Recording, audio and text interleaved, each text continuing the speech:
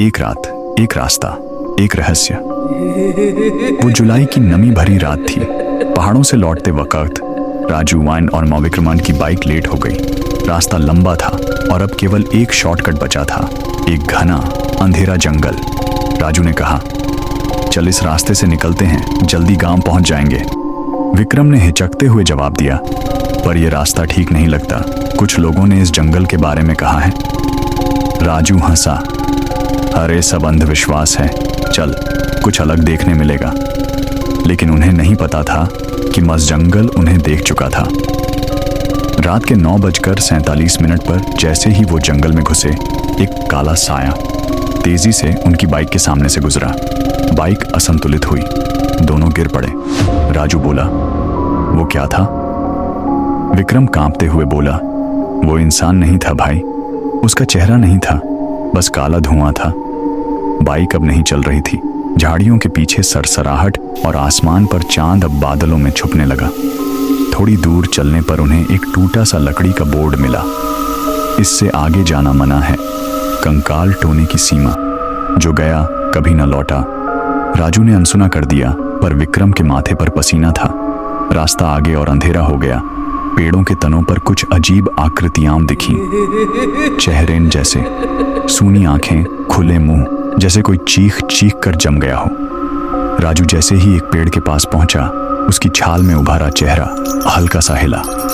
तभी झाड़ियों से निकले 3 कंकाल, अधजले, चिपटी चमड़ी से लिपटे हुए, गले में टूटे माला, सिर पर जले बालों के गुच्छे।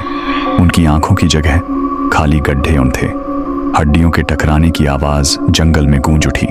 विक्रम भागना चाहता था, पर जमीन ने उसके पैर पकड़ लिए। एक कंकाल उसके पास आया और जैसे ही उसने विक्रम की ओर देखा, विक्रम की आंखें सफेद हो गईं। अब विक्रम की आवाज नहीं थी, बल्कि किसी और की थी। तूने टोना छेड़ा है, अब बलि देनी होगी। हर 10 साल में किसी को लेना होता है। हम पेड़ों में थे, अब हम बाहर हैं, कंकाल बनकर। राजू पीछे हटा, कांपते हुए जंगल में भागा।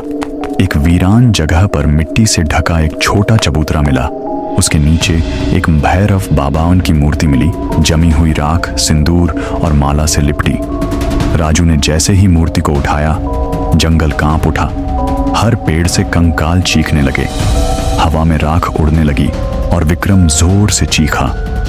कंकालों के शरीर जलने लगे, मानो अनमूर्ति की शक्ति उन्हें भस्म कर रही हो। राजू ने मूर्ति को एक जड़ में गाड़ दिया। जैसे ही मूर्ति जमीन में गई, जंगल शांत हो गया। विक्रम जमीन पर गिर पड़ा। उसकी आंखें धीरे धीरे सामान्य हुईं। भोर की पहली किरण पेड़ों पर पड़ी और सब कुछ जैसे कभी हुआ ही न हो। आंख मोड़े पिलौग एक रह गया। कुछ महीने बाद राजू अकेले मंदिर गया। पुजारी ने पूछा, बेटा तू कंकाल टोने से बच गया, पर कीमत क्या दी? राजू ने चुपचाप सिर झुका लिया। पीछे से आवाज आई, राजू। वो पलटा। विक्रम वहीं खड़ा था, लेकिन उसकी आंखें फिर से सफेद थीं। टोना कभी पूरा खत्म नहीं होता, वो केवल अगली बलि तक सोता है।